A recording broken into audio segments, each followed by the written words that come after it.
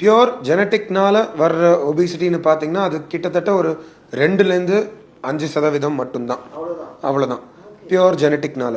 ஏன்னா ஒரு சில பேருக்கு அந்த மெட்டபாலிசம் அல்லது நம்ம சாப்பாடை கரெக்டாக யூஸ் பண்ணுற ப்ராசஸ், அதுக்கு பேர் மெட்டபாலிசம்னு சொல்லுவாங்க.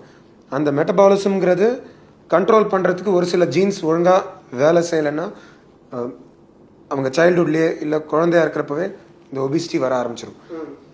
இதுக்கு பேர் மோனோஜெனிக் அல்லது பாலிஜெனிக் ஒபிசிட்டின்னு சயின்டிஃபிக் டேர்ம்ஸில் சொல்லுவாங்க. இது ரொம்ப ரேர். இது பார்த்தீங்கனாலே ஒரு 3-5% தான் மேக்ஸிமம்.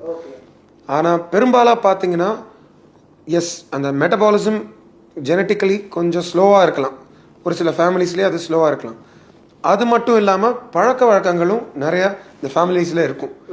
ஸோ இந்த வெயிட் கெயின் ஆகிற அன்ஹெல்த்தி ஃபுட் ஹேபிட்ஸ், போதிய அளவுக்கு எக்ஸசைஸ் இல்லாத ஹேபிட்ஸும் ஒரு சில பேரண்ட்ஸ்க்கு இருந்துச்சுன்னா அவங்க பசங்களுக்கு வர்றதுக்கு வாய்ப்பு அதிகம்.